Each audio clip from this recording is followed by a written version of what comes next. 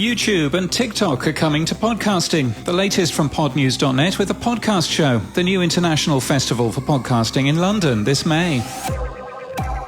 YouTube is offering podcasters up to $50,000 to film their shows and paying podcast networks up to $300,000, according to Bloomberg's Ashley Carman today. And is TikTok getting into podcasting? TikTok's hiring for someone to work in their podcast operation in Sydney in Australia. A successful Australian podcast goes exclusive on Southern Cross Austereo's listener app this week. Two Guys, One Cup got 28,655 downloads in January, according to the Australian podcast ranker, but will no longer be available on other platforms from this week. The podcast ranker means we can monitor the effect exclusivity has on their figures.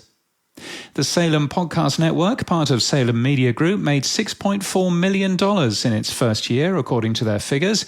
It represents 2.3% of the company's revenue. The Shaw Scripts 2021-22 fiction podcast contest winners have been announced. Two winners have been awarded a $5,000 production grant and further $1,000 in cash. 16 months after being recognised, the Parcast Union is still negotiating its first contract with the Spotify-owned company. The company is also said to have rejected a proposal designed to encourage diversity in hiring.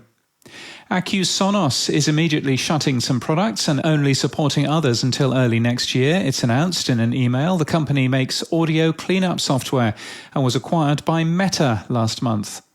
Dave Jackson and Jim Collison's Ask the Podcast Host have accused podcast host Podomatic of shady practices. Collison suggests that the company charged a credit card after the card had been removed from their system and refused to refund, in spite of Collison being a customer for more than a decade. Podomatic also only offers 301 redirects for paid customers. Podimo has signed with CAA to identify and create opportunities for its IP. Fresh Produce Media has signed a first look development and production deal with Audible. And in Spain, Spotify has signed with Prisa Audio to make 3 new original shows. The IAB Tech Lab has said it will not work with Russian or Belarusian companies on technical certification. And host-read ads are the beachfront property of podcasting, according to Marshall Williams, the CEO of Ad Results Media. He's quoted by Edison Research's Tom Webster in a blog post that we link to today from our show notes and our newsletter. In People News, Sam Collins has been hired as NZME's iHeartRadio Content Director. NZME operates iHeartRadio New Zealand. Sam had been with NZME for more than 2 years. He previously worked at Global in London. And Sarah Catron has also been hired as NZME's General Manager of Podcast Commercial and Partnerships. She's worked for NZME for 12 years, most recently as General Manager of Brand Engagement. Time for some tech stuff, and Spooler's dynamic real-time audio publishing system launched last week. According to analysis by John Spurlock, on its first day, Spooler helped the Refresh from Insider to produce 5 editions of their podcast. Podcast Generator, an open-source content management system for podcasting, is currently testing and bug-fixing version 3.2. If you'd like to peek into the Podcasting 2.0 dev meeting from the weekend, you can do that. I've linked to a video of that in our show notes and our newsletter at podnews.net.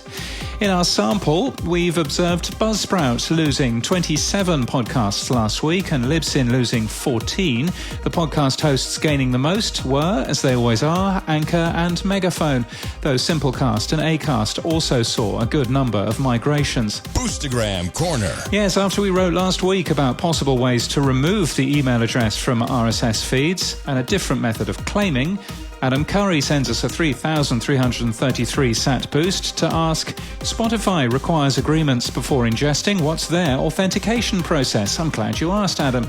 Well, they send a claim code to the email address in the RSS feed. I've taken a screenshot of that in our show notes and our newsletter at podnews.net. Dave Jones has also sent us a 1,000 sat boost saying, yay for Boostagram Corner's return. Yay indeed. Use a new podcast app to listen and hit the boost button to send us a message and your support. What's that you say? You don't have a boost button? That's no worries. Go and find one at newpodcastapps.com. And in podcast news, Tony and Ryan is celebrating 5 million downloads in 5 months. The show is hosted by a Melbourne radio DJ and a former radio producer. Wonder how they got together. And is managed by March Media, a radio talent company.